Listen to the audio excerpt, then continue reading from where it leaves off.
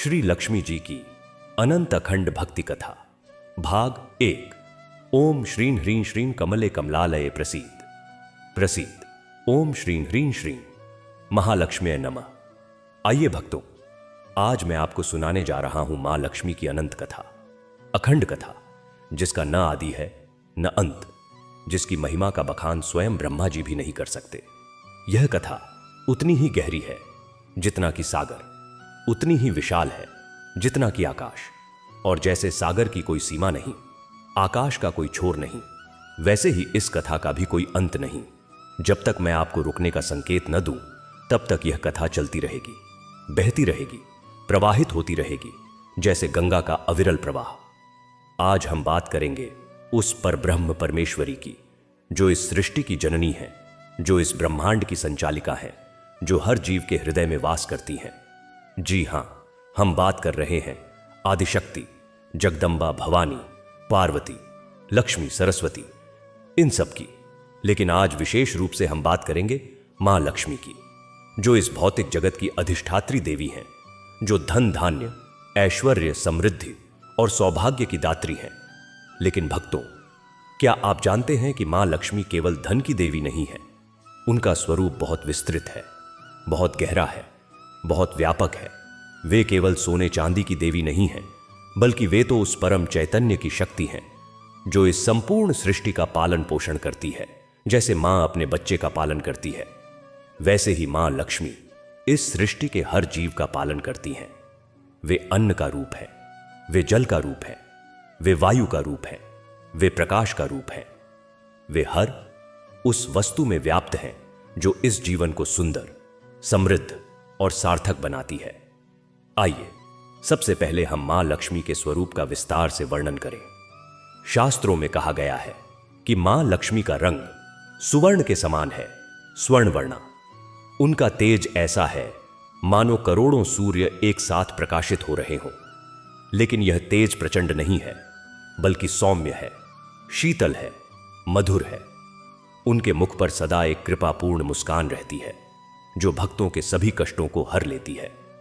मां लक्ष्मी के 4 हाथ हैं और हर हाथ का एक विशेष महत्व है। उनके ऊपर वाले 2 हाथों में कमल का फूल है। कमल का फूल इस बात का प्रतीक है कि मां इस संसार में रहते हुए भी इससे अलिप्त है। जैसे कमल कीचड़ में रहकर भी कीचड़ से लिप्त नहीं होता, वैसे ही मां लक्ष्मी इस भौतिक जगत में रहते हुए भी इससे परे हैं। उनके नीचे वाले 2 हाथों में से एक हाथ में कलश है, जो अमृत से भरा हुआ है। यह कलश इस बात का प्रतीक है कि मां के पास अनंत समृद्धि है, जिसे वे अपने भक्तों पर बरसाती हैं। और उनका चौथा हाथ वरदान की मुद्रा में है, जो भक्तों को अभय प्रदान करता है। मां के सिर पर एक सुंदर मुकुट है, जो अनमोल रत्नों से जड़ा हुआ है। उनके कानों में कुंडल झिलमिला रहे हैं। उनके गले में वैजयंती माला है, जो 9 प्रकार के रत्नों से युक्त है। उनके वस्त्र लाल रंग के हैं, जो समृद्धि और शुभता के प्रतीक हैं। और वे सदा एक कमल के फूल पर विराजमान हैं। कमल का फूल उनका आसन है, उनका वाहन है। कमल पर विराजमान होने का अर्थ है कि वे इस सृष्टि की सबसे उत्तम वस्तु पर विराजमान हैं, क्योंकि कमल सबसे सुंदर और सबसे पवित्र फूल माना जाता है। लेकिन भक्तों, मां लक्ष्मी का यह बाहरी स्वरूप तो केवल उनकी लीला का एक छोटा सा अंश है। उनका वास्तविक स्वरूप तो उस परम चैतन्य में है, जो इस संपूर्ण सृष्टि में व्याप्त है। वे सर्वव्यापिनी हैं, सर्वशक्तिमान हैं, सर्वज्ञान हैं। वे हर जीव के हृदय में वास करती हैं। वे हर परमाणु में, हर अणु में, हर कण में व्याप्त हैं। जहां भी सुंदरता है, वहां वे हैं। जहां भी समृद्धि है, वहां वे हैं। जहां भी शांति है, वहां वे हैं। जहां भी प्रेम है, वहां वे हैं। जहां भी भक्ति है, वहां वे हैं। जहां भी करुणा है, वहां वे हैं। मां लक्ष्मी के अनेक नाम हैं। उन्हें कमला कहा जाता है, क्योंकि वे कमल पर विराजमान हैं। उन्हें पद्मा कहा जाता है, क्योंकि वे कमल के समान सुंदर हैं। उन्हें विष्णु प्रिया कहा जाता है, क्योंकि वे भगवान विष्णु की प्रियतमा हैं। उन्हें हरिप्रिया भी कहा जाता है। उन्हें जलधिजा कहा जाता है, क्योंकि वे समुद्र से प्रकट हुई थीं। उन्हें इंदिरा कहा जाता है, जिसका अर्थ है परम सौंदर्य। उन्हें चंचला कहा जाता है, क्योंकि वे चंचल हैं। वे जहां चाहें वहां जाती हैं, जहां चाहें वहां रहती हैं। लेकिन एक बात सदा याद रखें, वे चंचल अवश्य हैं, लेकिन वे स्थिर भी हैं। वे उनके घर में स्थिर रहती हैं, जो उन्हें सच्चे मन से पूजते हैं, जो उनका आदर सत्कार करते हैं, जो उनके नियमों का पालन करते हैं। अब भक्तों, आइए हम मां लक्ष्मी की उत्पत्ति की कथा सुने। यह कथा बहुत प्राचीन है, बहुत पुरानी है। जब इस सृष्टि का सृजन हुआ था, उस समय देवताओं और दानवों के बीच एक महान युद्ध हुआ था। यह युद्ध बहुत लंबा चला और इसमें देवताओं की हार हो गई। दानवों ने देवताओं को पराजित कर दिया और उनका सारा राज्य हड़प लिया। देवता पराजित होकर इधर उधर भटकने लगे। उनका सारा वैभव लुट गया, उनकी सारी शक्तियां समाप्त हो गईं। वे दुखी और निराश होकर भगवान ब्रह्मा के पास गए और उनसे सहायता की याचना की। भगवान ब्रह्मा ने उन्हें भगवान विष्णु के पास जाने की सलाह दी। सभी देवता भगवान विष्णु के पास गए और उन्हें सारी व्यथा सुनाई। भगवान विष्णु ने उनकी बात सुनी और फिर कुछ क्षण ध्यान में लीन हो गए। ध्यान से उठने के बाद उन्होंने कहा, हे देवताओं, तुम सब लोग मिलकर समुद्र मंथन करो। इसमें दानवों को भी शामिल कर लो, क्योंकि अकेले तुम यह कार्य नहीं कर सकते। समुद्र मंथन से अमृत निकलेगा, जिसे पीकर तुम अमर हो जाओगे, और इस मंथन से अनेक दिव्य रत्न भी निकलेंगे, जो तुम्हारा वैभव बढ़ाएंगे। देवताओं ने भगवान विष्णु की सलाह मान ली। उन्होंने दानवों से संधि कर ली और उन्हें समुद्र मंथन में शामिल होने के लिए राजी कर लिया। दानव भी अमृत पाना चाहते थे, इसलिए वे तुरंत राजी हो गए। अब मंथन के लिए मंदराचल पर्वत को मथनी बनाया गया और वासुकी नाग को रस्सी। देवता वासुकी नाग की पूंछ की ओर खड़े हुए और दानव मुख की ओर। इस तरह समुद्र मंथन शुरू हुआ। यह मंथन बहुत लंबा चला। हजारों वर्षों तक समुद्र मंथन होता रहा। इस दौरान समुद्र से अनेक दिव्य वस्तुएं निकलीं। सबसे पहले निकला हलाहल विष, जो इतना भयंकर था कि उसकी गर्मी से सारा ब्रह्मांड जलने लगा। उस विष को भगवान शिव ने अपने कंठ में धारण कर लिया, जिससे उनका कंठ नीला हो गया और वे नीलकंठ कहलाए। फिर समुद्र से निकली कामधेनु गाय, जो सभी इच्छाओं को पूरा करती है। फिर निकला ऐरावत हाथी, जो इंद्र का वाहन बना। फिर निकला उच्चैःश्रवा घोड़ा। फिर निकला कल्प वृक्ष। फिर निकली अप्सराएं। फिर निकला चंद्रमा, जिसे भगवान शिव ने अपने मस्तक पर धारण किया। फिर निकला लक्ष्मी का भाई, समुद्र का पुत्र, वैद्य राज धन्वंतरी, जो आयुर्वेद के जनक हैं, और उनके हाथ में अमृत का कलश था। लेकिन भक्तों, इन सबके पहले समुद्र मंथन के दौरान ही एक दिन अचानक समुद्र की लहरें उठने लगीं।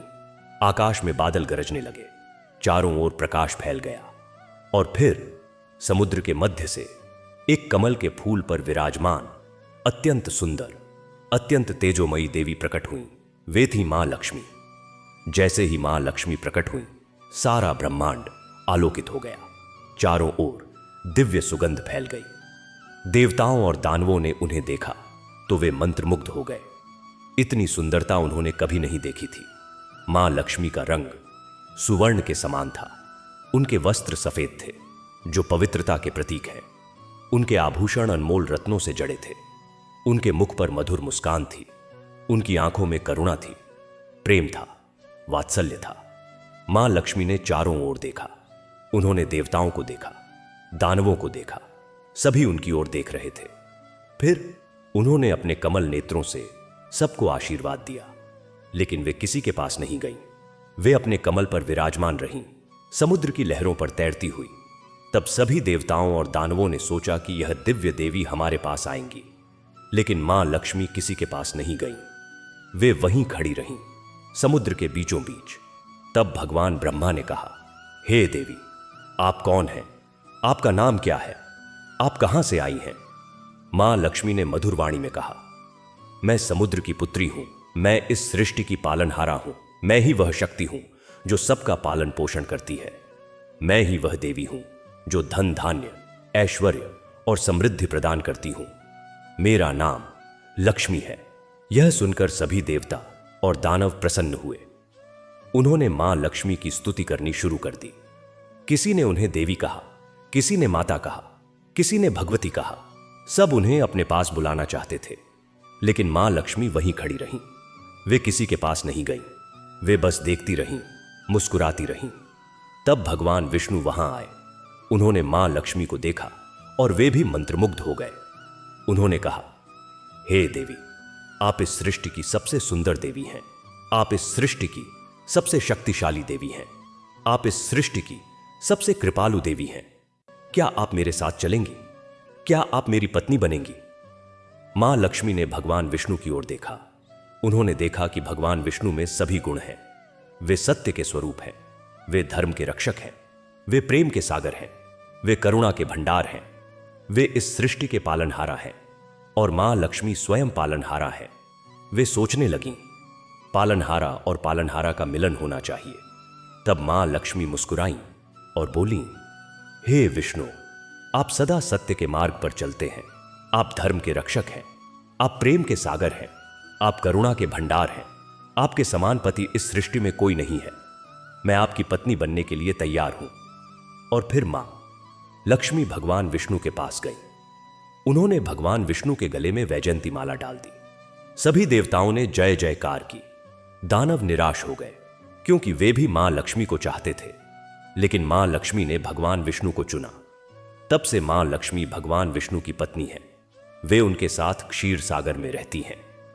वे उनके साथ वैकुंठ में रहती हैं। वे उनके साथ हर जगह रहती हैं। जहां भगवान विष्णु है वहां मां लक्ष्मी है, और जहां मां लक्ष्मी है वहां भगवान विष्णु है।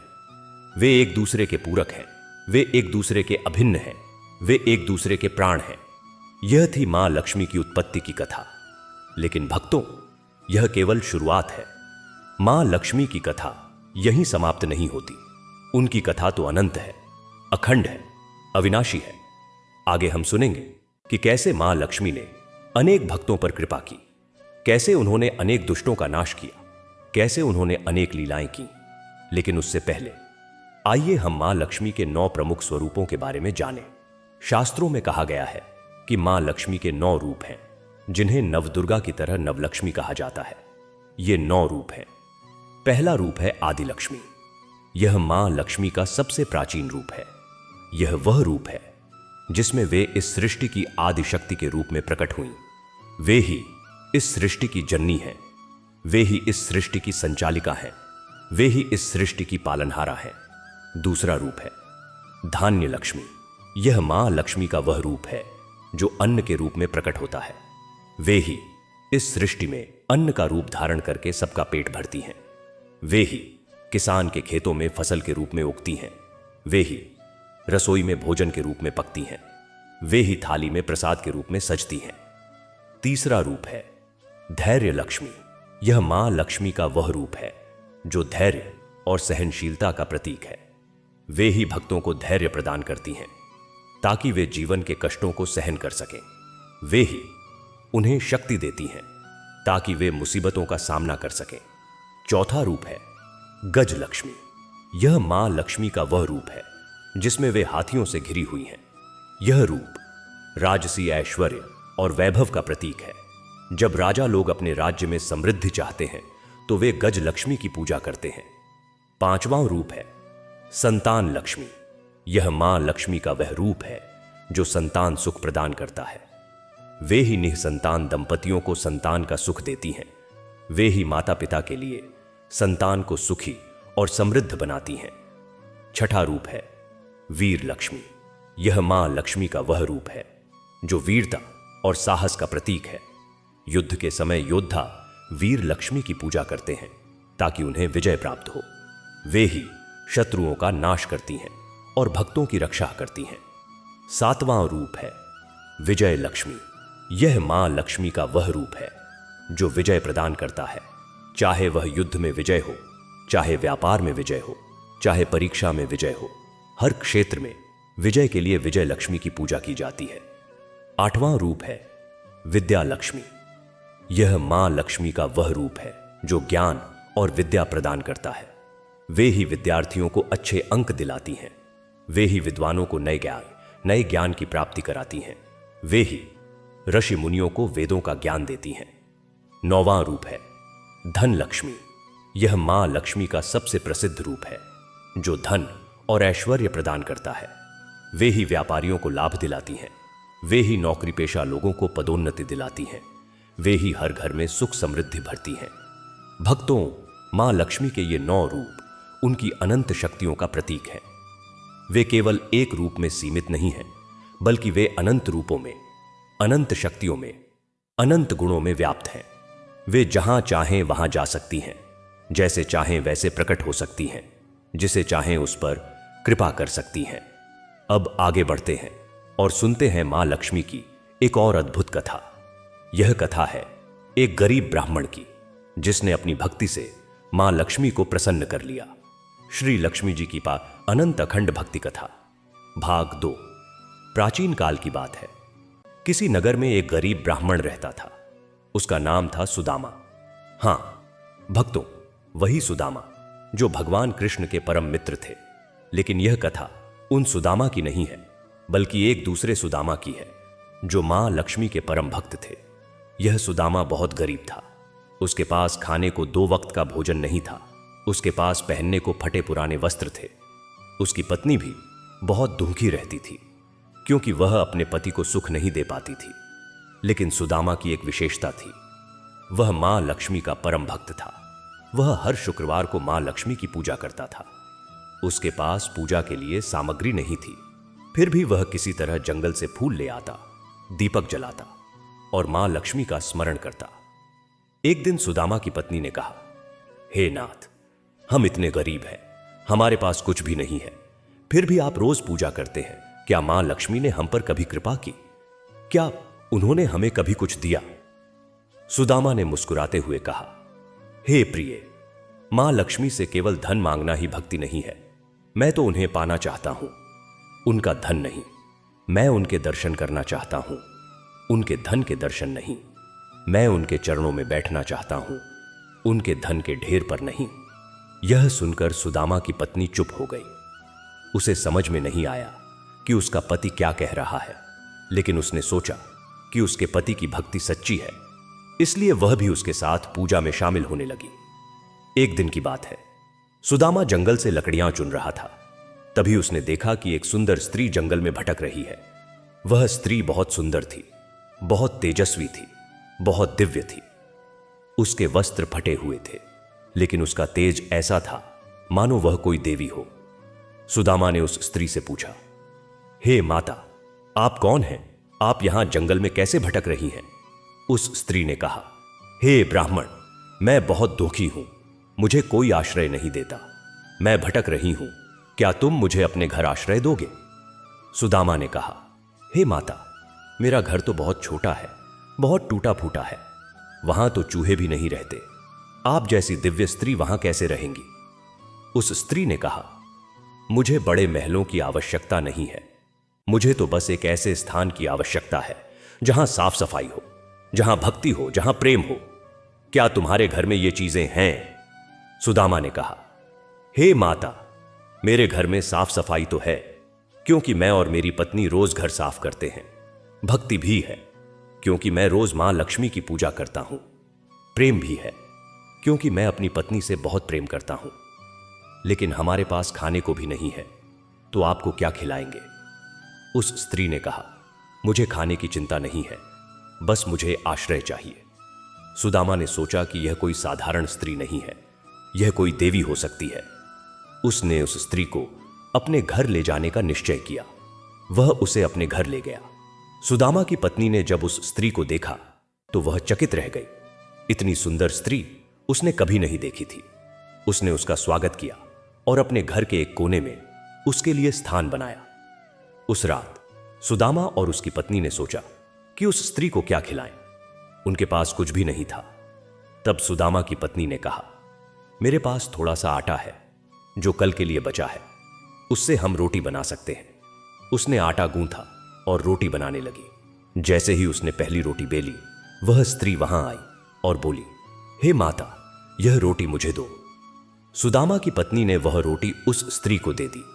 फिर उसने दूसरी रोटी बेली। वह स्त्री फिर आई और बोली, यह रोटी भी मुझे दो। सुदामा की पत्नी ने वह रोटी भी उसे दे दी। ऐसा हर रोटी के साथ हुआ।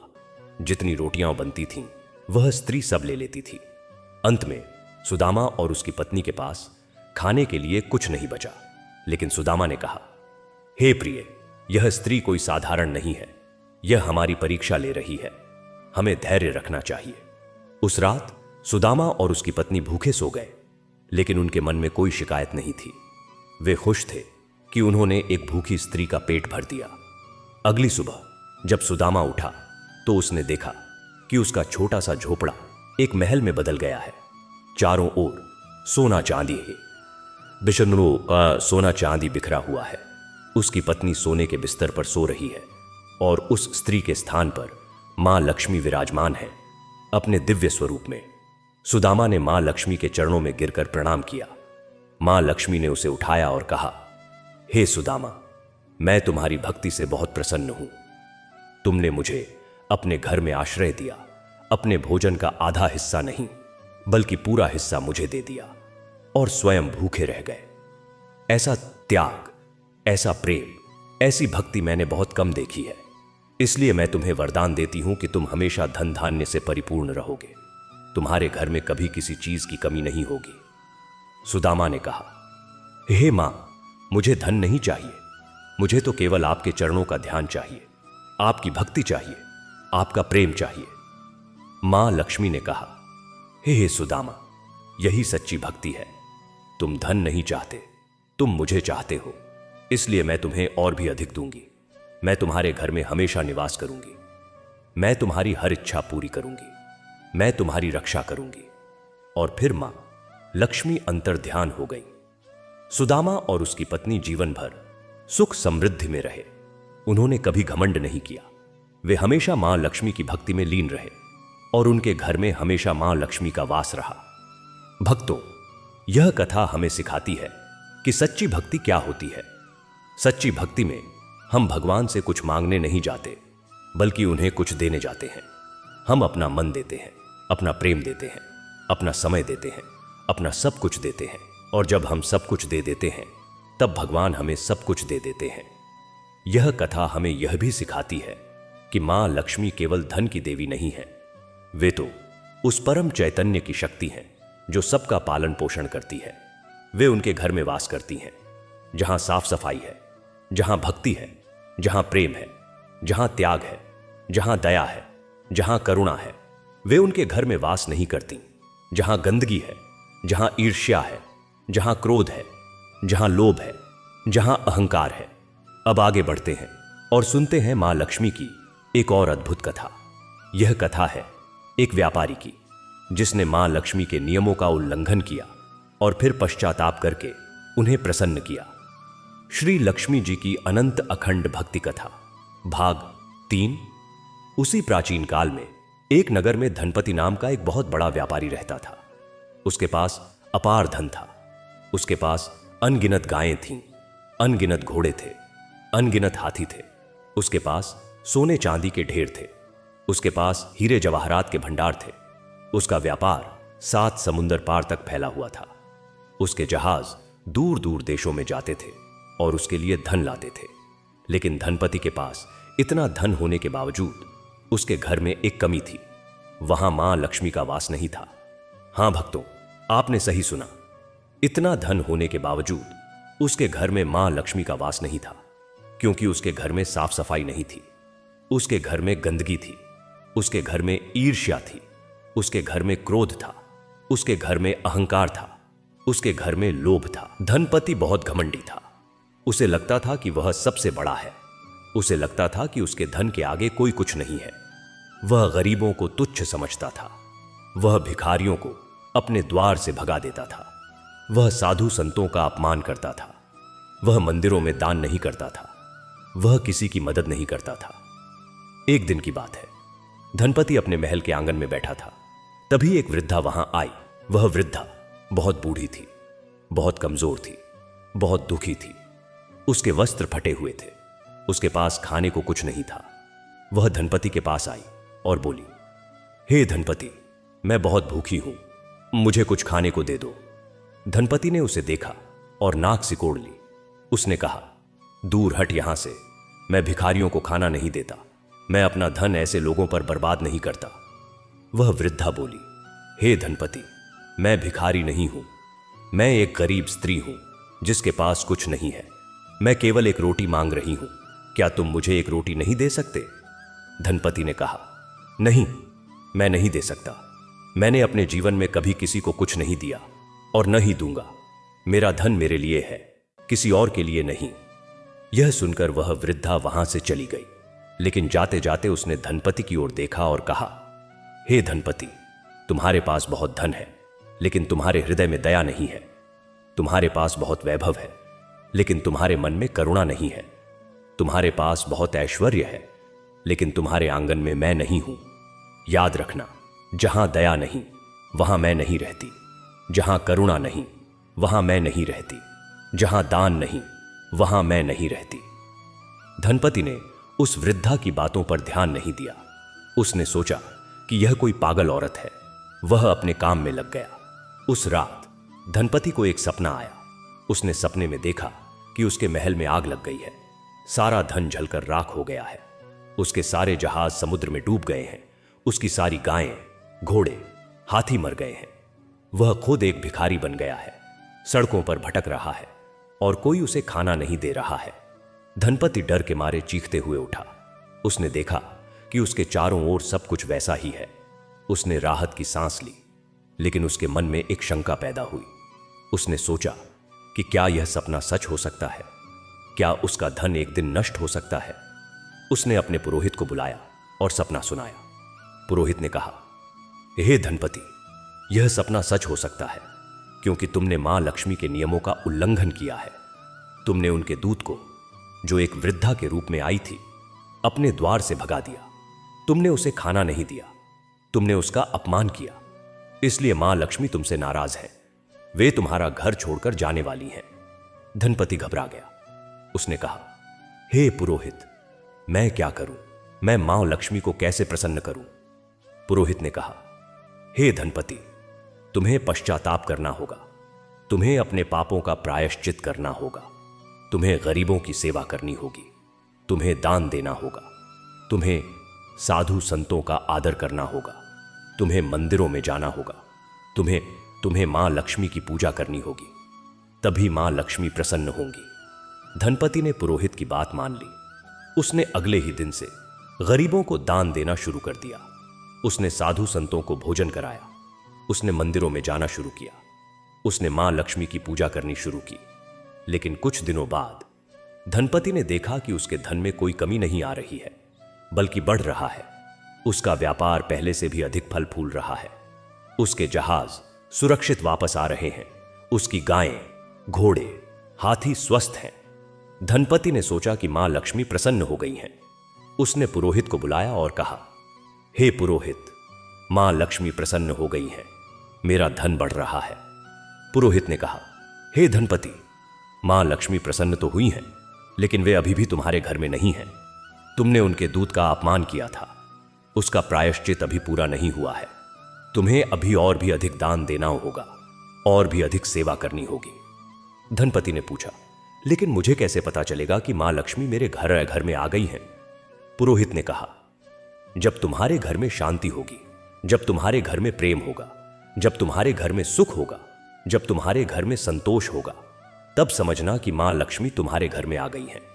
क्योंकि जहां मां लक्ष्मी रहती हैं, वहां ये सब चीजें स्वतः ही आ जाती हैं। धनपति ने पुरोहित की बात मानी और अपनी सेवा और दान जारी रखा। धीरे धीरे उसके जीवन में बदलाव आने लगा।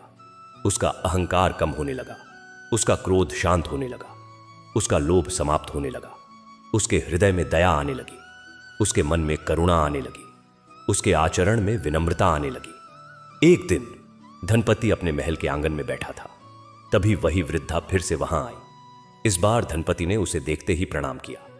उसने कहा, हे माता, कृपया मेरे अपमान को क्षमा करें। मैं अंधा था, मुझे पहचान नहीं थी। कृपया मेरे घर में पधारें और मेरा आतिथ्य स्वीकार करें। उस वृद्धा ने मुस्कुराते हुए कहा, हे धनपति, मैं तुम्हारे परिवर्तन से बहुत प्रसन्न हूं। तुमने सच्चे मन से पश्चाताप किया। तुमने सच्चे मन से सेवा की। तुमने सच्चे मन से दान दिया। इसीलिए मैं तुम्हें क्षमा करती हूं। और हां, मैं वही हूं जिसे तुमने भगाया था। मैं मां लक्ष्मी हूं। यह कहते हुए उस वृद्धा ने अपना दिव्य रूप धारण कर लिया। वहां प्रकाश फैल गया। चारों ओर दिव्य सुगंध फैल गई। मां लक्ष्मी अपने वास्तविक स्वरूप में प्रकट हो गई। धनपति ने मां लक्ष्मी के चरणों में गिरकर प्रणाम किया। मां लक्ष्मी ने उसे उठाया और कहा, हे धनपति, अब मैं तुम्हारे घर में निवास करूंगी, क्योंकि अब तुम्हारे घर में वे सब गुण आ गए हैं जो मुझे प्रिय हैं। अब तुम्हारे घर में दया है, करुणा है, दान है, विनम्रता है, संतोष है, इसलिए मैं यहां रहूंगी। और फिर मां लक्ष्मी अंतर्ध्यान हो गई। लेकिन उस दिन के बाद से धनपति के घर में सुख शांति छा गई। उसका धन बढ़ता ही गया, लेकिन उसका अहंकार नहीं बढ़ा। वह हमेशा विनम्र रहा, हमेशा दानशील रहा, हमेशा सेवाभावी रहा, और उसके घर में हमेशा मां लक्ष्मी का वास रहा। भक्तों, यह कथा हमें सिखाती है कि मां लक्ष्मी केवल धन से नहीं, बल्कि गुणों से प्रसन्न होती हैं। वे उनके घर में वास करती हैं जहां सद्गुण हैं। वे उनके घर में वास नहीं करती जहां दुर्गुण हैं। इसलिए अगर हम चाहते हैं कि मां लक्ष्मी हमारे घर में वास करे, तो हमें अपने घर में सद्गुण लाने होंगे। हमें दयालु बनना होगा, करुणामय बनना होगा, दानशील बनना होगा, विनम्र बनना होगा, संतोषी बनना होगा। अब आगे बढ़ते हैं और सुनते हैं मां लक्ष्मी की एक और अद्भुत कथा। यह कथा है एक राजा की, जिसने मां लक्ष्मी के आशीर्वाद से अपना खोया हुआ राज्य वापस पा लिया। हैशटैग श्री लक्ष्मी जी की अनंत अखंड भक्ति कथा। हैशटैग भाग 4। प्राचीन समय की बात है। विक्रमादित्य नाम के एक महान राजा थे। वे बहुत पराक्रमी थे, बहुत दानी थे, बहुत न्यायप्रिय थे। उनके राज्य में सुख समृद्धि थी, प्रजा खुश थी, राजकोष धन से भरा हुआ था, सेना शक्तिशाली थी। चारों ओर राजा विक्रमादित्य की कीर्ति फैली हुई थी। लेकिन एक दिन ऐसा आया कि राजा विक्रमादित्य का राज्य छिन गया। कैसे छिना, यह सुनिए। राजा विक्रमादित्य के एक शत्रु था, जिसका नाम था शंखासुर। वह बहुत शक्तिशाली था, बहुत क्रूर था, बहुत दुष्ट था। उसने राजा विक्रमादित्य पर आक्रमण कर दिया। भयंकर युद्ध हुआ। दोनों ओर के सैनिक मारे गए। अंत में शंखासुर ने किसी प्रकार राजा विक्रमादित्य को पराजित कर दिया और उनका राज्य हड़प लिया। राजा विक्रमादित्य को राज्य छोड़कर भागना पड़ा। वे अपनी रानी और कुछ विश्वास पात्र सैनिकों के साथ जंगल में चले गए। जंगल में उनका जीवन बहुत कठिन हो गया। उनके पास खाने को नहीं था, पीने को नहीं था, रहने को नहीं था। वे एक दिन एक पेड़ के नीचे बैठे थे, बहुत दुखी थे, बहुत निराश थे। तभी वहां एक साधु आए। उन्होंने राजा को देखा और पूछा, हे राजन, आप इतने दुखी क्यों हैं? आप राजा हैं, आपको तो प्रसन्न रहना चाहिए। राजा ने कहा, हे महात्मन, मैं अब राजा नहीं हूं। मेरा राज्य छिन गया है। मैं अपनी रानी के साथ जंगल में भटक रहा हूं। मेरे पास कुछ भी नहीं है। साधु ने कहा, हे राजन, क्या आप जानते हैं कि आपका राज्य क्यों छिना? राजा ने कहा, मेरे शत्रु ने मुझे पराजित कर दिया, इसलिए मेरा राज्य छिना। साधु ने कहा, नहीं राजन, यह केवल बाहरी कारण है। असली कारण कुछ और है। असली कारण यह है कि मां लक्ष्मी ने आपका राज्य छोड़ दिया था। जब मां लक्ष्मी किसी राज्य को छोड़ देती हैं, तो वह राज्य नष्ट हो जाता है। और जब मां लक्ष्मी किसी राज्य में निवास करती हैं, तो वह राज्य समृद्ध होता है। राजा ने पूछा, लेकिन मां लक्ष्मी ने मेरा राज्य क्यों छोड़ा? मैंने तो उनकी पूजा की थी, उनका आदर किया था। साधु ने कहा, हे राजन, पूजा और आदर से मां लक्ष्मी प्रसन्न तो होती हैं, लेकिन वे कुछ और चीजों से भी प्रसन्न होती हैं। वे उन राज्यों में निवास करती हैं जहां न्याय है, जहां धर्म है, जहां सत्य है, जहां दया है। क्या आपके राज्य में ये सब चीजें थीं? राजा ने सोचा और कहा, हां महात्मन, मेरे राज्य में ये सब चीजें थीं। मैं हमेशा न्याय करता था, मैं हमेशा धर्म के मार्ग पर चलता था, मैं हमेशा सत्य बोलता था, मैं हमेशा दयालु रहता था। साधु ने कहा, फिर भी मां लक्ष्मी ने आपका राज्य छोड़ा। इसका मतलब है कि कहीं ना कहीं कोई कमी रह गई। आपको मां लक्ष्मी को प्रसन्न करने के लिए कुछ विशेष करना होगा। राजा ने पूछा, हे महात्मन, कृपया मुझे बताएं कि मैं क्या करूं। साधु ने कहा, हे राजन, आप मां लक्ष्मी की आराधना करें, उनका ध्यान करें, उनके मंत्रों का जाप करें, और सबसे महत्वपूर्ण बात, आप अपने राज्य की प्रजा के लिए, जो अब शंखासुर के अत्याचारों से पीड़ित है, मां लक्ष्मी से प्रार्थना करें, उनके सुख के लिए, उनकी भलाई के लिए प्रार्थना करें। जब आप दूसरों के लिए प्रार्थना करेंगे तो मां लक्ष्मी अवश्य प्रसन्न होंगी। राजा ने साधु की बात मान ली। उन्होंने जंगल में एक स्थान पर मां लक्ष्मी की मूर्ति स्थापित की और उनकी आराधना शुरू कर दी। वे रोज मां लक्ष्मी का ध्यान करते, उनके मंत्रों का जाप करते और अपनी प्रजा के कल्याण के लिए प्रार्थना करते। कई दिनों तक राजा ने यह तपस्या की। वे कठोर नियमों का पालन करते थे। वे केवल फल फूल खाते थे। वे जमीन पर सोते थे। वे दिन रात मां लक्ष्मी का स्मरण करते थे। एक दिन राजा ध्यान में लीन थे। तभी उन्हें एक दिव्य प्रकाश दिखाई दिया। वह प्रकाश धीरे धीरे बढ़ता गया और उसमें से मां लक्ष्मी प्रकट हुई। वे अपने दिव्य स्वरूप में थीं, 4 भुजाओं वाली, कमल पर विराजमान, स्वर्ण के समान रंग वाली, मुख पर मधुर मुस्कान लिए। राजा ने मां लक्ष्मी के चरणों में गिरकर प्रणाम किया। मां लक्ष्मी ने कहा, हे राजन विक्रमादित्य, मैं तुम्हारी तपस्या से बहुत प्रसन्न हूं। तुमने अपने लिए नहीं बल्कि अपनी प्रजा के लिए यह तपस्या की है। यही सच्चा राजधर्म है। इसलिए मैं तुम्हें वरदान देती हूं कि तुम अपना राज्य वापस पालोगे। राजा ने कहा, हे मां, मुझे राज्य नहीं चाहिए। मैं तो केवल अपनी प्रजा के सुख की कामना करता हूं। वे शंखासुर के अत्याचारों से पीड़ित है। कृपया उन्हें इस पीड़ा से मुक्त करें। मां लक्ष्मी ने कहा, हे राजन, तुम सच्चे राजा हो। तुम अपने सुख से अधिक प्रजा के सुख की चिंता करते हो। इसलिए मैं तुम्हें और भी अधिक दूंगी। मैं तुम्हें राज्य दूंगी और साथ ही तुम्हारी प्रजा को भी सुख दूंगी। अब जाओ और शंखासुर से युद्ध करो। मैं तुम्हारे साथ हूं। यह कहकर मां लक्ष्मी अंतर्ध्यान हो गई। राजा विक्रमादित्य ने अपने सैनिकों को इकट्ठा किया और शंखासुर पर आक्रमण कर दिया। इस बार युद्ध में राजा विक्रमादित्य की विजय हुई। शंखासुर मारा गया और राजा ने अपना राज्य वापस पा लिया। राजा ने अपने राज्य में फिर से न्याय, धर्म, सत्य और दया की स्थापना की। प्रजा फिर से सुखी हो गई। राजकोष फिर से धन से भर गया और मां लक्ष्मी का आशीर्वाद हमेशा उनके राज्य पर बना रहा। भक्तों, यह कथा हमें सिखाती है कि सच्चा राजा वही है जो अपनी प्रजा के सुख के लिए चिंतित रहता है। सच्चा भक्त वही है जो दूसरों के कल्याण के लिए प्रार्थना करता है।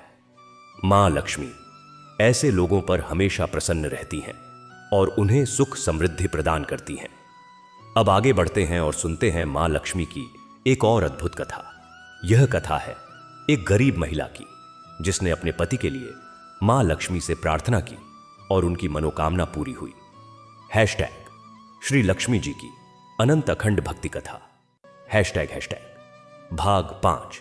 किसी गांव में एक गरीब महिला रहती थी। उसका नाम था गौरी। उसके पति का नाम था गोपाल। गोपाल बहुत आलसी था। वह काम नहीं करता था। वह दिन भर सोता रहता था या बेकार की बातों में समय बिताता था। गौरी बहुत मेहनत करती थी।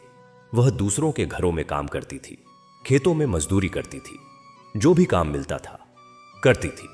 उसकी कमाई से ही उनका घर चलता था, लेकिन गोपाल को इससे कोई फर्क नहीं पड़ता था। वह गौरी की कमाई का पैसा भी लेकर शराब पीता था और जुआ खेलता था। गौरी बहुत दुखी थी, लेकिन कुछ नहीं कर सकती थी। वह एक पतिव्रता स्त्री थी। वह अपने पति का आदर करती थी, चाहे वह कितना भी बुरा क्यों न हो। एक दिन गौरी के घर में खाने को कुछ नहीं बचा था। उसने पूरे दिन मेहनत की, लेकिन उसे कोई काम नहीं मिला। वह खाली हाथ घर लौटी। गोपाल ने पूछा, आज खाने में क्या है?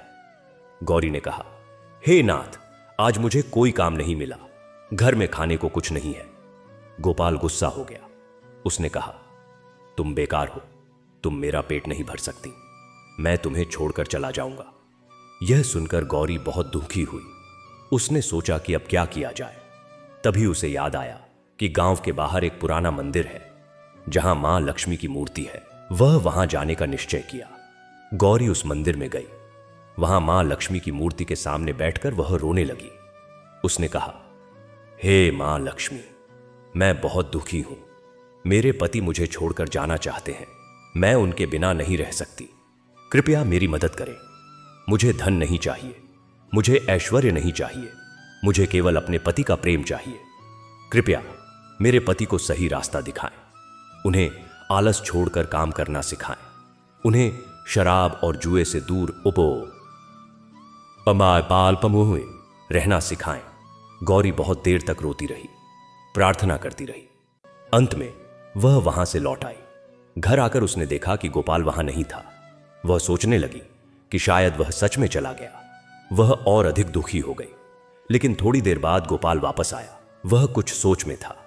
उसने गौरी से कहा, गौरी, मुझे माफ कर दो। मैं तुम्हारे साथ बहुत बुरा व्यवहार करता था। मैं आलसी था। मैं तुम्हारी कमाई का पैसा बर्बाद करता था। मैं शराब पीता था, जुआ खेलता था। लेकिन आज मुझे एहसास हो गया कि मैं कितना गलत था। गौरी हैरान रह गई। उसने पूछा, हे नाथ, आपको यह एहसास कैसे हुआ? गोपाल ने कहा, आज मैं गांव के बाहर घूम रहा था। वहां मुझे एक सुंदर स्त्री मिली। उसने मुझसे पूछा कि मैं इतना दुखी क्यों हूं। मैंने कहा कि मैं दुखी नहीं हूं। उसने कहा, तुम दुखी हो, भले ही तुम स्वयं नहीं जानते। तुम्हारी पत्नी तुम्हारे लिए रो रही है। वह मां लक्ष्मी के मंदिर में तुम्हारे लिए प्रार्थना कर रही है। वह तुम्हारे सुख के लिए, तुम्हारे कल्याण के लिए प्रार्थना कर रही है, और तुम यहां बेकार घूम रहे हो। फिर उस स्त्री ने कहा, जाओ, अपनी पत्नी के पास जाओ, उससे माफी मांगो और एक अच्छे पति बनो। मैं उसकी बातों से प्रभावित हुआ। मैंने पूछा, आप कौन हैं? उसने कहा, मैं वह हूं जिसकी तुम्हारी पत्नी ने प्रार्थना की थी। मैं मां लक्ष्मी हूं। और फिर वह अंतर ध्यान हो गई।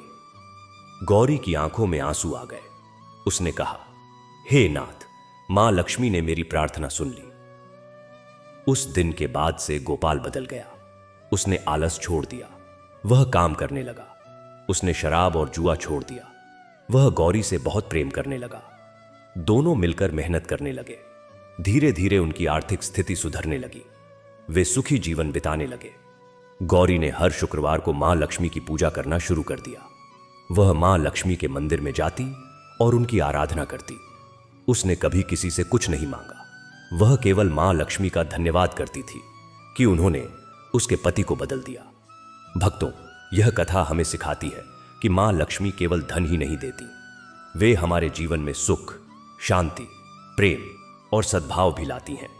वे हमारे परिवार को जोड़े रखती हैं। वे हमारे रिश्तों को मजबूत बनाती हैं।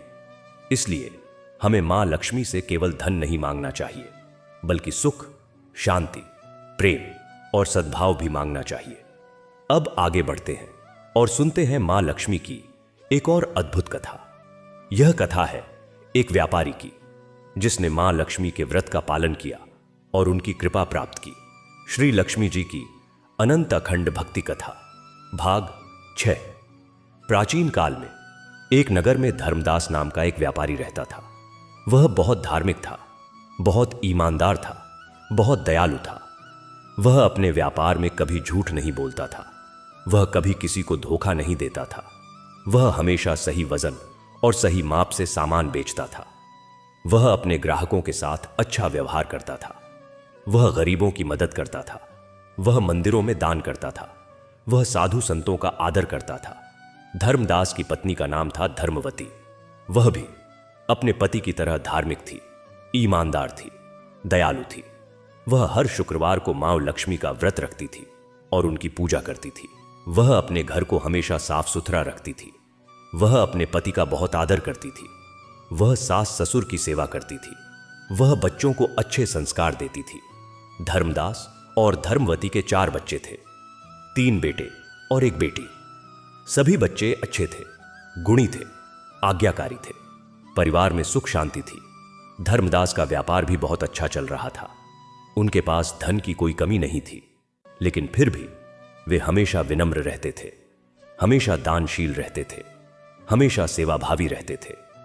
एक दिन धर्मदास के घर में एक साधु आए। उन्होंने धर्मदास से कहा, हे धर्मदास, तुम बहुत भाग्यशाली हो। तुम्हारे घर में मां लक्ष्मी का वास है, इसीलिए तुम्हारे घर में इतनी सुख समृद्धि है। धर्मदास ने कहा, हे महात्मन, मैं जानता हूं कि यह सब मां लक्ष्मी की कृपा है। मैं हमेशा उनका आभार मानता हूं। साधु ने कहा, लेकिन क्या तुम जानते हो कि मां लक्ष्मी तुम्हारे घर में क्यों है? क्योंकि तुम उनके नियमों का पालन करते हो, तुम सच बोलते हो, तुम ईमानदारी से व्यापार करते हो, तुम दान करते हो, तुम सेवा करते हो, तुम्हारी पत्नी व्रत रखती है, तुम्हारे बच्चे अच्छे हैं, इसीलिए मां लक्ष्मी तुम्हारे घर में है। धर्मदास ने कहा, हे महात्मन, कृपया मुझे और बताएं कि मां लक्ष्मी के और क्या नियम हैं, ताकि मैं उनका पालन कर सकूं और मां लक्ष्मी हमेशा मेरे घर में रहे। साधु ने कहा, हे धर्मदास, मां लक्ष्मी के अनेक नियम हैं। उनमें से कुछ मुख्य नियम ये हैं। पहला नियम, सच बोलो, कभी झूठ मत बोलो। झूठ बोलने से मां लक्ष्मी नाराज हो जाती हैं और घर छोड़कर चली जाती हैं। दूसरा नियम, ईमानदारी से काम करो, कभी किसी को धोखा मत दो। धोखा देने से मां लक्ष्मी रूठ जाती हैं। तीसरा नियम, दान करो, गरीबों की मदद करो, जरूरतमंदों को दो। दान करने से मां लक्ष्मी प्रसन्न होती हैं। चौथा नियम, घर को साफ रखो, गंदगी में मां लक्ष्मी नहीं रहती, वे हमेशा साफ सुथरे स्थान पर रहती हैं। पांचवां नियम, महिलाओं का आदर करो, स्त्रियों का अपमान करने से मां लक्ष्मी नाराज हो जाती हैं, वे खुद स्त्री हैं, इसलिए स्त्रियों का आदर करना चाहिए। छठा नियम, साधु संतों का आदर करो, उनकी सेवा करो, उनका आशीर्वाद लो, उनके आशीर्वाद से मां लक्ष्मी प्रसन्न होती हैं। सातवां नियम, माता पिता की सेवा करो, उनकी आज्ञा मानो, उनका आदर करो। माता पिता की सेवा से मां लक्ष्मी बहुत प्रसन्न होती हैं।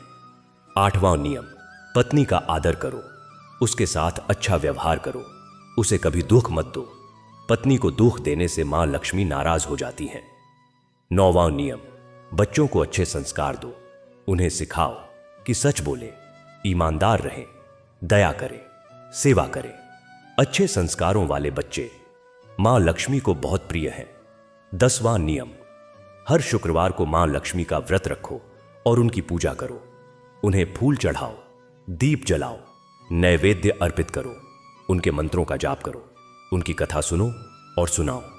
धर्मदास ने साधु की बातें ध्यान से सुनी और उनका पालन करने का वचन दिया। उस दिन के बाद से धर्मदास और उसका परिवार और भी अधिक धार्मिक हो गया। वे साधु के बताए हुए सभी नियमों का पालन करने लगे। उनके घर में और भी अधिक सुख समृद्धि आ गई। उनका व्यापार और भी अधिक फलने फूलने लगा। उनके बच्चे बड़े होकर बहुत योग्य और गुणी बने। उनकी बेटी की शादी एक अच्छे घराने में हुई। उनके बेटों ने व्यापार में नाम कमाया। धर्मदास ने अपने जीवन में कभी घमंड नहीं किया। वह हमेशा विनम्र रहे, वह हमेशा दान करते रहे, वह हमेशा सेवा करते रहे और मां लक्ष्मी हमेशा उनके घर में रहीं। भक्तों, यह कथा हमें सिखाती है कि मां लक्ष्मी को प्रसन्न करने के लिए हमें कुछ नियमों का पालन करना चाहिए। ये नियम कठिन नहीं है, ये बहुत सरल है। बस हमें सच बोलना है, ईमानदार रहना है, दान करना है, घर साफ रखना है, महिलाओं का आदर करना है, साधु संतों का आदर करना है, माता पिता की सेवा करनी है, पत्नी का आदर करना है, बच्चों को अच्छे संस्कार देने हैं और हर शुक्रवार को मां लक्ष्मी की पूजा करनी है। यदि हम इन नियमों का पालन करेंगे तो मां लक्ष्मी हमारे घर में हमेशा रहेंगी और हमें सुख समृद्धि प्रदान करती रहेंगी। अब आगे बढ़ते हैं और सुनते हैं मां लक्ष्मी की एक और अद्भुत कथा। यह कथा है एक राजकुमारी की, जिसने मां लक्ष्मी की कृपा से अपना खोया हुआ राज्य वापस पा लिया। हैशटैग श्री लक्ष्मी जी की अनंत अखंड भक्ति कथा। हैशटैग भाग 7। प्राचीन काल में विदर्भ देश में एक राजा राज्य करते थे। उनका नाम था भीमसेन। उनकी एक बेटी थी जिसका नाम था लक्ष्मी। राजकुमारी लक्ष्मी बहुत सुंदर थी, बहुत गुणी थी, बहुत बुद्धिमान थी। वह अपने नाम की तरह ही मां लक्ष्मी की परम भक्त थी। वह हर दिन मां लक्ष्मी की पूजा करती थी, उनका ध्यान करती थी, उनके मंत्रों का जाप करती थी। राजा भीमसेन ने सोचा कि अब राजकुमारी लक्ष्मी के विवाह का समय आ गया है। उन्होंने कई राजकुमारों को निमंत्रण भेजा। सभी राजकुमार राजकुमारी लक्ष्मी से विवाह करना चाहते थे क्योंकि वह बहुत सुंदर और गुणी थी। लेकिन राजकुमारी लक्ष्मी ने कहा, हे पिता, मैं केवल उसी राजकुमार से विवाह करूंगी जो मां लक्ष्मी का सच्चा भक्त हो, जो उनके नियमों का पालन करता हो, जो उनकी कृपा का पात्र हो। राजा भीमसेन ने कहा, हे पुत्री, यह तो बहुत कठिन शर्त है। कैसे पता चलेगा कि कौन मां लक्ष्मी का सच्चा भक्त है? राजकुमारी लक्ष्मी ने कहा, हे पिता, मां लक्ष्मी स्वयं मुझे बता देंगी। मैं उनसे प्रार्थना करूंगी। राजकुमारी लक्ष्मी ने मां लक्ष्मी से प्रार्थना की, हे मां, कृपया मुझे बताएं कि मेरे लिए उपयुक्त वर कौन है, जो आपका सच्चा भक्त हो, जो आपके नियमों का पालन करता हो, जो आपकी कृपा का पात्र हो। उस रात राजकुमारी लक्ष्मी को सपना आया। उसने सपने में देखा कि मां लक्ष्मी उससे कह रही हैं, हे पुत्री, तुम्हारे लिए उपयुक्त वर राजकुमार सुदर्शन है। वह आर्यावर्त देश का राजकुमार है। वह मेरा परम भक्त है। वह सच बोलता है, ईमानदार है, दयालु है, दानी है। वह मेरे सभी नियमों का पालन करता है। उससे विवाह करो। अगली सुबह राजकुमारी लक्ष्मी ने अपने पिता को सपना सुनाया। राजा भीमसेन ने राजकुमार सुदर्शन के पास संदेश भेजा। राजकुमार सुदर्शन बहुत प्रसन्न हुए और वे विदर्भ देश आए। दोनों का विवाह हुआ। विवाह के बाद राजकुमारी लक्ष्मी अपने पति के साथ आर्यावर्त देश चली गई। कुछ समय बाद राजा भीमसेन की मृत्यु हो गई। राजकुमारी लक्ष्मी के छोटे भाई, जिनका नाम था दुर्बुद्धि, ने राज्य हड़प लिया। उसने सोचा कि राजकुमारी लक्ष्मी औरत है, उसे राज्य का कोई अधिकार नहीं है। उसने राजकुमारी लक्ष्मी को विदर्भ देश आने से मना कर दिया। राजकुमारी लक्ष्मी बहुत दुखी हुई। उन्होंने अपने पति राजकुमार सुदर्शन से कहा, हे नाथ, मेरा छोटा भाई मुझे मेरा राज्य नहीं दे रहा है, मैं क्या करूं? राजकुमार सुदर्शन ने कहा, हे प्रिय, चिंता मत करो, मैं तुम्हारा राज्य दिला दूंगा। मैं दुर्बुद्धि से युद्ध करूंगा। राजकुमार सुदर्शन ने अपनी सेना इकट्ठी की और विदर्भ देश पर आक्रमण कर दिया। लेकिन दुर्बुद्धि बहुत चालाक था। उसने किसी प्रकार राजकुमार सुदर्शन को पराजित कर दिया। राजकुमार सुदर्शन और राजकुमारी लक्ष्मी को जंगल में भागना पड़ा। जंगल में वे बहुत दुखी थे। उनके पास खाने को नहीं था, पीने को नहीं था, रहने को नहीं था। वे एक पेड़ के नीचे बैठे थे।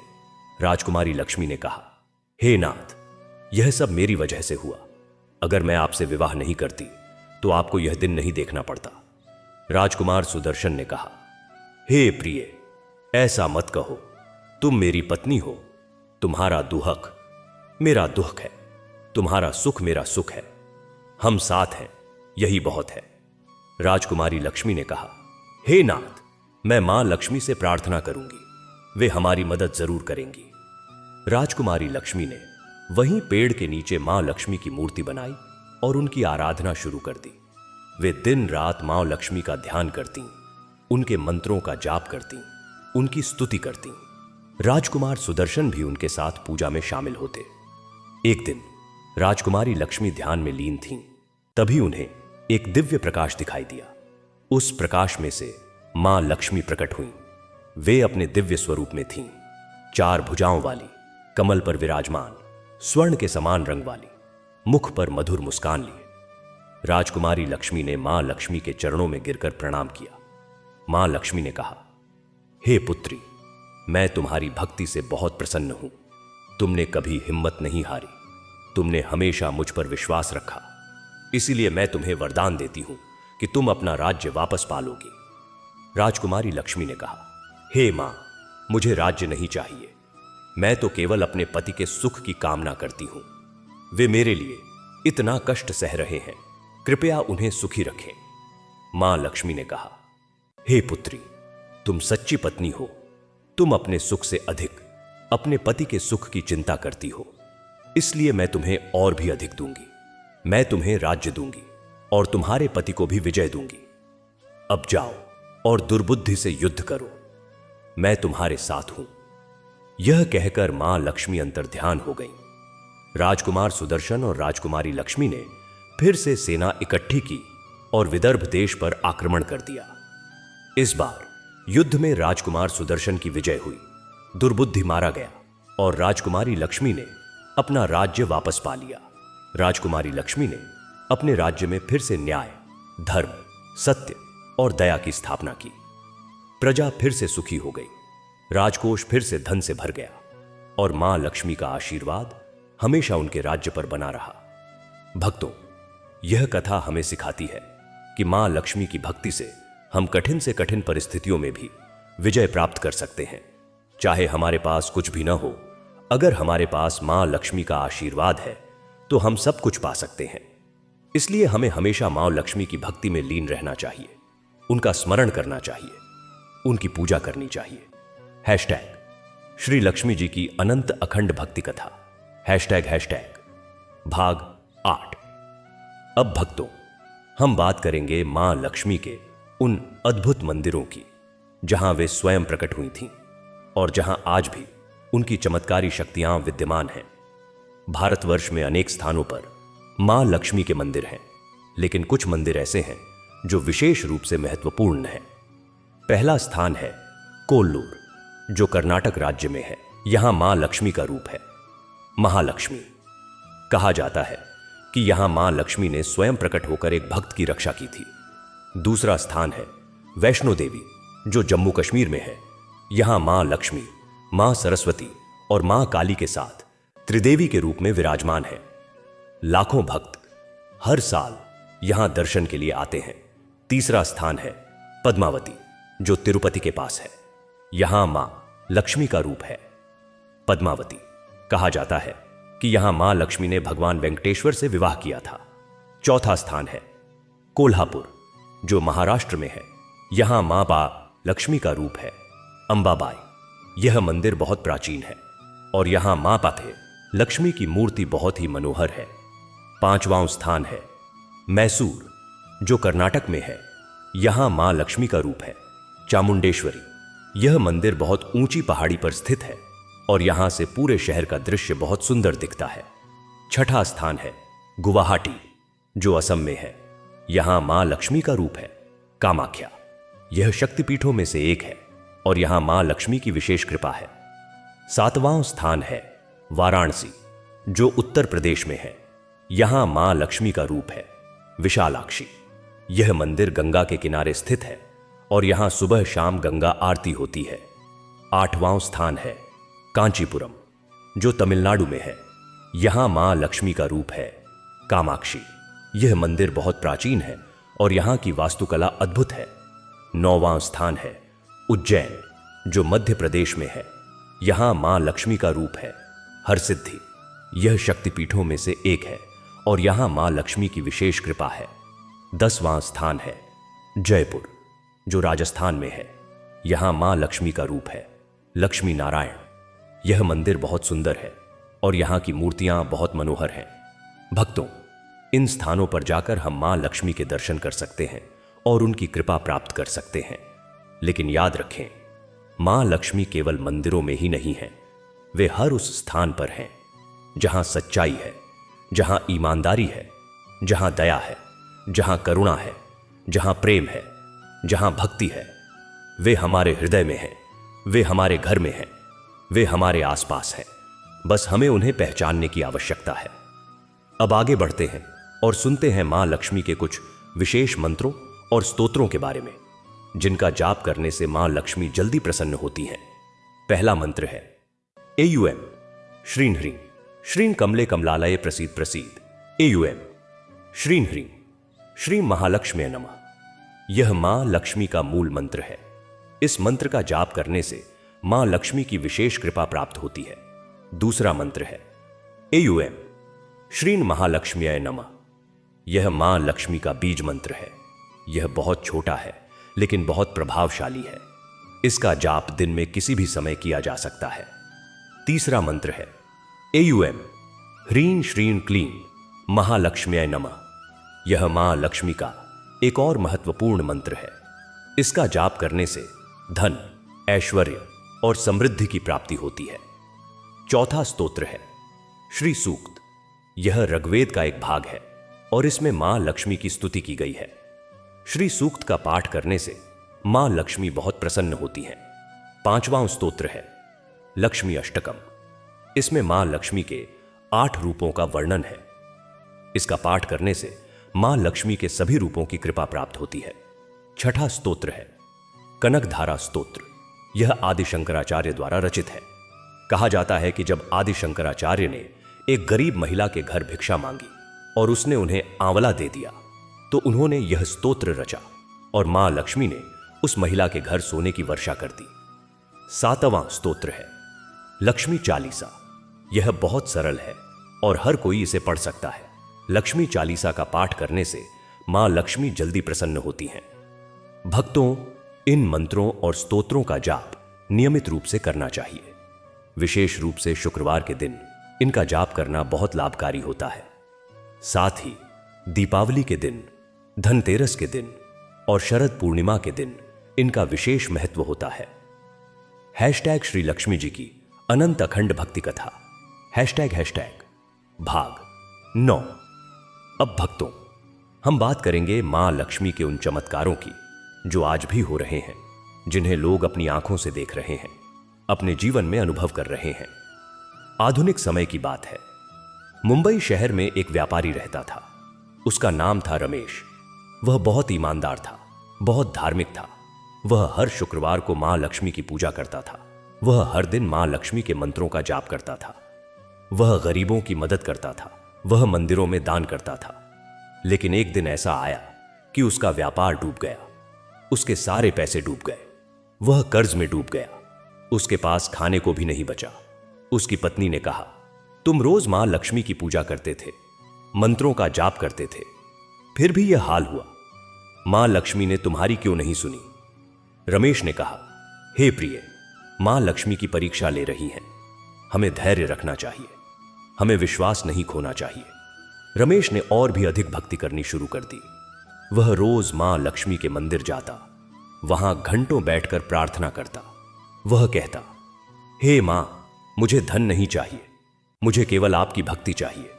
मैं आपसे कुछ नहीं मांगता, बस मुझे आपके चरणों में स्थान दो।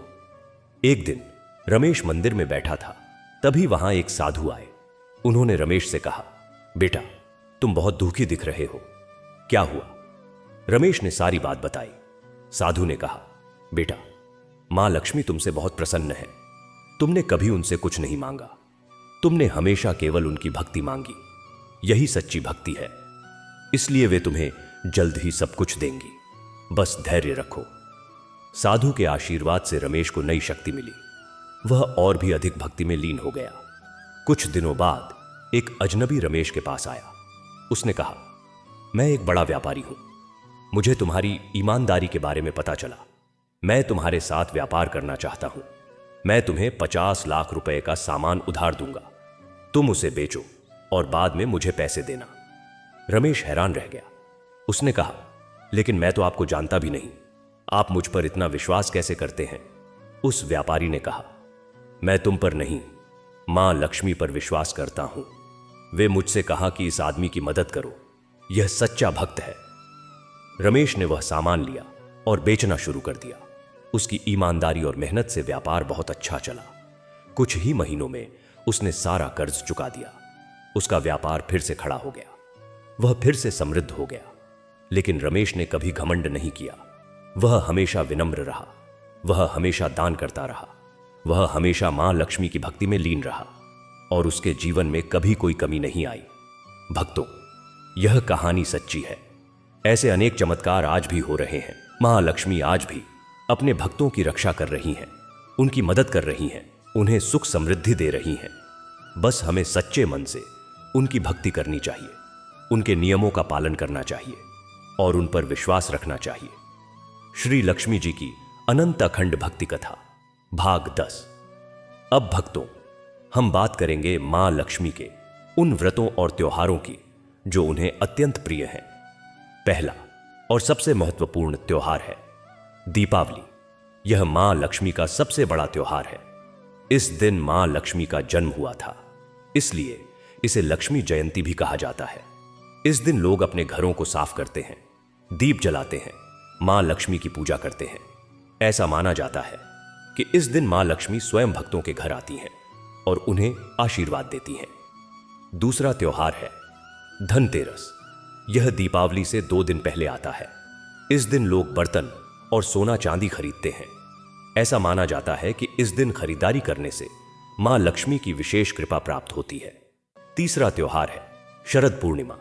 यह आश्विन मास की पूर्णिमा को आता है। इस दिन चंद्रमा अपनी 16 कलाओं से परिपूर्ण होता है। ऐसा माना जाता है कि इस दिन चंद्रमा की किरणों में अमृत होता है। इस दिन लोग खीर बनाते हैं और उसे चांदनी में रखते हैं। फिर सुबह उस खीर को प्रसाद के रूप में ग्रहण करते हैं। इस दिन मां लक्ष्मी की विशेष पूजा की जाती है। चौथा त्योहार है वरलक्ष्मी व्रत। यह श्रावण मास में आता है। इस दिन सुहागिन महिलाएं मां लक्ष्मी का व्रत रखती हैं और उनकी पूजा करती हैं। ऐसा माना जाता है कि इस व्रत से पति की लंबी आयु और सुख समृद्धि की प्राप्ति होती है। पांचवां व्रत है शुक्रवार का व्रत। हर शुक्रवार को मां लक्ष्मी का व्रत रखा जाता है। इस दिन मां लक्ष्मी की विशेष पूजा की जाती है। उन्हें फूल चढ़ाए जाते हैं, दीप जलाया जाता है, नैवेद्य अर्पित किया जाता है, उनके मंत्रों का जाप किया जाता है, उनकी कथा सुनी और सुनाई जाती है। छठा व्रत है आषाढ़ी गुरुवार का व्रत। आषाढ़ मास के हर गुरुवार को यह व्रत रखा जाता है। इस दिन मां लक्ष्मी और भगवान विष्णु की पूजा की जाती है। उन्हें पीले फूल, पीले वस्त्र और पीला भोजन अर्पित किया जाता है। सातवां व्रत है मार्गशीर्ष गुरुवार का व्रत। मार्गशीर्ष मास के हर गुरुवार को यह व्रत रखा जाता है। इस दिन मां लक्ष्मी की विशेष पूजा की जाती है। उन्हें गुड़ और चने का भोग लगाया जाता है। आठवां व्रत है पौष मास का व्रत। पौष मास में मां लक्ष्मी की विशेष पूजा की जाती है। इस मास में तिल का बहुत महत्व है। तिल से बनी चीजें मां लक्ष्मी को अर्पित की जाती हैं। नौवां व्रत है माघ मास का व्रत। माघ मास में मां लक्ष्मी की विशेष पूजा की जाती है। इस मास में गंगा स्नान का विशेष महत्व है।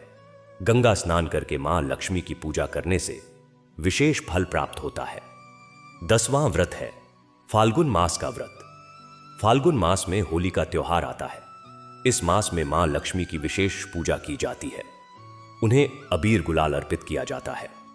भक्तों इन व्रतों और त्योहारों का पालन करने से मां लक्ष्मी की विशेष कृपा प्राप्त होती है। लेकिन याद रखें, केवल व्रत रखने से या पूजा करने से ही काम नहीं चलेगा। हमें अपने आचरण को भी शुद्ध रखना होगा। हमें सच बोलना होगा, हमें ईमानदार रहना होगा, हमें दान करना होगा, हमें सेवा करनी होगी। तभी मां लक्ष्मी हम पर प्रसन्न होंगी और हमें सुख समृद्धि प्रदान करेंगी। # श्री लक्ष्मी जी की अनंत अखंड भक्ति कथा। ##, भाग 11। अब भक्तों, हम बात करेंगे मां लक्ष्मी के उन प्रतीकों की जो उनके साथ जुड़े हुए हैं और जिनका गहरा अर्थ है। पहला प्रतीक है कमल का फूल। मां लक्ष्मी हमेशा कमल के फूल पर विराजमान रहती हैं। कमल का फूल इस बात का प्रतीक है कि मां लक्ष्मी इस संसार में रहते हुए भी इससे अलिप्त हैं। जैसे कमल कीचड़ में रहकर भी कीचड़ से लिप्त नहीं होता, वैसे ही मां लक्ष्मी इस भौतिक जगत में रहते हुए भी इससे परे हैं। कमल का फूल सुंदरता, पवित्रता और समृद्धि का भी प्रतीक है। दूसरा प्रतीक है हाथी। मां लक्ष्मी के साथ अक्सर हाथी दिखाए जाते हैं। हाथी शक्ति, बुद्धि और धैर्य का प्रतीक है। गज लक्ष्मी के रूप में मां लक्ष्मी हाथियों से घिरी हुई हैं, जो राजसी ऐश्वर्य और वैभव का प्रतीक है। तीसरा प्रतीक है कलश। मां लक्ष्मी के एक हाथ में कलश है जो अमृत से भरा हुआ है। यह कलश इस बात का प्रतीक है कि मां के पास अनंत समृद्धि है, जिसे वे अपने भक्तों पर बरसाती हैं। कलश पूर्णता और समृद्धि का भी प्रतीक है। चौथा प्रतीक है सिक्के। मां लक्ष्मी के हाथों से अक्सर सिक्के बरसते हुए दिखाए जाते हैं। यह इस बात का प्रतीक है कि मां लक्ष्मी अपने भक्तों पर धन की वर्षा करती हैं। लेकिन याद रखें, ये सिक्के केवल भौतिक धन का प्रतीक नहीं है, बल्कि ये आध्यात्मिक धन का भी प्रतीक है। पांचवां प्रतीक है लाल रंग। मां लक्ष्मी के वस्त्र लाल रंग के होते हैं। लाल रंग समृद्धि, शुभता और ऊर्जा का प्रतीक है। यही कारण है कि मां लक्ष्मी की पूजा में लाल रंग की वस्तुओं का विशेष महत्व है। छठा प्रतीक है उल्लू। मां लक्ष्मी का वाहन उल्लू है। उल्लू बुद्धि का प्रतीक है। वह अंधेरे में देख सकता है, यानी वह ज्ञान का प्रतीक है। लेकिन उल्लू का एक और अर्थ है, वह अहंकार और अज्ञान का भी प्रतीक है। मां लक्ष्मी उल्लू पर सवार हैं, यानी वे अहंकार और अज्ञान पर नियंत्रण रखती हैं। सातवां प्रतीक है शंख। मां लक्ष्मी के पास शंख भी होता है। शंख पवित्रता और शुभता का प्रतीक है। शंख की ध्वनि से नकारात्मक ऊर्जा दूर होती है और सकारात्मक ऊर्जा का संचार होता है। आठवां प्रतीक है चक्र। मां लक्ष्मी के पास चक्र भी होता है। चक्र समय का प्रतीक है, जो निरंतर चलता रहता है। यह इस बात का प्रतीक है कि कि मां लक्ष्मी समय के भी स्वामिनी है। 9वां प्रतीक है गदा। मां लक्ष्मी के पास गदा भी होती है। गदा शक्ति का प्रतीक है। यह इस बात का प्रतीक है कि मां लक्ष्मी केवल कोमल नहीं है, वे शक्तिशाली भी हैं। वे अपने भक्तों की रक्षा करती हैं और दुष्टों का नाश करती हैं। 10वां प्रतीक है अभय मुद्रा। मां लक्ष्मी का एक हाथ अभय मुद्रा में होता है, जो भक्तों को अभय प्रदान करता है। यह इस बात का प्रतीक है कि मां लक्ष्मी के भक्तों को किसी भी चीज का भय नहीं रहता। वे निडर होकर जीवन जीते हैं। भक्तों, ये सभी प्रतीक हमें मां लक्ष्मी के विभिन्न गुणों और शक्तियों का बोध कराते हैं। जब हम मां लक्ष्मी की मूर्ति को देखते हैं तो हमें इन प्रतीकों के माध्यम से उनके स्वरूप को समझना चाहिए, और जब हम उनकी पूजा करते हैं तो हमें इन गुणों को अपने जीवन में उतारने का प्रयास करना चाहिए। श्री लक्ष्मी जी की अनंत अखंड भक्ति कथा भाग 12। अब भक्तों, हम बात करेंगे मां लक्ष्मी के उन आशीर्वादों की जो वे अपने भक्तों को देती हैं और उनका हमारे जीवन में क्या महत्व है। पहला आशीर्वाद है धन। यह सबसे प्रसिद्ध आशीर्वाद है। मां लक्ष्मी धन की देवी हैं, इसलिए वे अपने भक्तों को धन प्रदान करती हैं। लेकिन धन का सही उपयोग करना भी जरूरी है। धन का उपयोग केवल अपने सुख के लिए नहीं, बल्कि दूसरों की भलाई के लिए भी करना चाहिए। दूसरा आशीर्वाद है धान्य। धान्य का अर्थ है अन्न। मां लक्ष्मी अन्न की भी देवी हैं। वे हमारे घरों में अन्न भरती हैं ताकि हम कभी भूखे न रहें। अन्न की बर्बादी नहीं करनी चाहिए, क्योंकि अन्न में मां लक्ष्मी का वास होता है। तीसरा आशीर्वाद है ऐश्वर्य। ऐश्वर्य का अर्थ है वैभव और समृद्धि। मां लक्ष्मी अपने भक्तों को ऐश्वर्य प्रदान करती हैं। उनके भक्तों के जीवन में किसी चीज की कमी नहीं रहती। वे हर सुख सुविधा से युक्त होते हैं। चौथा आशीर्वाद है सौभाग्य। सौभाग्य का अर्थ है अच्छा भाग्य। मां लक्ष्मी अपने भक्तों के भाग्य को जगाती हैं। उनके भक्तों के जीवन में अच्छी चीजें घटित होती हैं। उन्हें अच्छे अवसर मिलते हैं। वे जीवन में सफल होते हैं। पांचवां आशीर्वाद है संतान। मां लक्ष्मी संतान सुख भी प्रदान करती हैं। संतान लक्ष्मी के रूप में वे निःसंतान दंपतियों को संतान का सुख देती हैं, और जिनके पास संतान है उन्हें अच्छी संतान का आशीर्वाद देती हैं। छठा आशीर्वाद है स्वास्थ्य। मां लक्ष्मी स्वास्थ्य की भी देवी हैं। वे अपने भक्तों को अच्छा स्वास्थ्य प्रदान करती हैं। उनके भक्त कम बीमार पड़ते हैं और लंबी आयु प्राप्त करते हैं। भक्तों, ये सभी आशीर्वाद मां लक्ष्मी अपने सच्चे भक्तों को देती हैं। लेकिन इन आशीर्वादों को पाने के लिए हमें सच्चे भक्त बनना होगा। हमें उनके नियमों का पालन करना होगा। हमें सच बोलना होगा। हमें ईमानदार रहना होगा। हमें दान करना होगा। हमें सेवा करनी होगी। हमें विनम्र रहना होगा। हमें संतोषी रहना होगा। तभी मां लक्ष्मी हम पर प्रसन्न होंगी और हमें ये सभी आशीर्वाद प्रदान करेंगी। श्री लक्ष्मी जी की अनंत अखंड भक्ति कथा भाग 13। अब भक्तों, हम बात करेंगे मां लक्ष्मी के उन भक्तों की जिन्होंने उनकी कृपा से असंभव को संभव कर दिखाया। पहले भक्त हैं राजा बलि। वे एक महान दानी थे। उन्होंने अपना सब कुछ दान कर दिया, लेकिन जब उनके पास कुछ नहीं बचा तब भी उन्होंने देना नहीं छोड़ा। उनकी दानशीलता से प्रसन्न होकर मां लक्ष्मी ने उन्हें अपना धन वापस दिया और उन्हें अमरत्व का वरदान दिया। दूसरे भक्त हैं राजा हरिश्चंद्र। वे सत्य के पुजारी थे। उन्होंने सत्य के लिए अपना सब कुछ त्याग दिया। राज्य, धन, परिवार, यहां तक कि अपनी पत्नी और बेटे को भी बेच दिया। उनकी सत्यनिष्ठा से प्रसन्न होकर मां लक्ष्मी ने उन्हें उनका राज्य वापस दिया और उन्हें सत्य के प्रतीक के रूप में स्थापित किया। तीसरे भक्त हैं राजा रंतिदेव। वे बहुत दयालु थे। उन्होंने अपने राज्य में कभी किसी को भूखा नहीं सोने दिया। एक बार अकाल पड़ा तो उन्होंने अपने भंडार के सारे अन्न जनता को बांट दिया। उनकी दया से प्रसन्न होकर मां लक्ष्मी ने उनके राज्य में बारिश कराई और उन्हें सुख समृद्धि प्रदान की। चौथे भक्त हैं माता अनसुईया। वे पतिव्रता स्त्री थीं। उन्होंने अपने पति की सेवा में अपना जीवन बिता दिया। उनकी पतिव्रता धर्म से प्रसन्न होकर मां लक्ष्मी ने उन्हें दर्शन दिए और उन्हें वरदान दिया कि उनके पति अमर रहेंगे। पांचवें भक्त हैं माता सावित्री। उन्होंने अपने पति सत्यवान को मृत्यु के मुख से वापस लाया।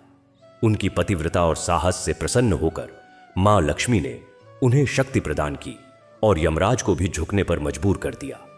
छठे भक्त हैं भक्त प्रहलाद। वे बालक थे, लेकिन उनकी भक्ति इतनी प्रबल थी कि उन्होंने अपने पिता के अत्याचारों का सामना किया और कभी विचलित नहीं हुए।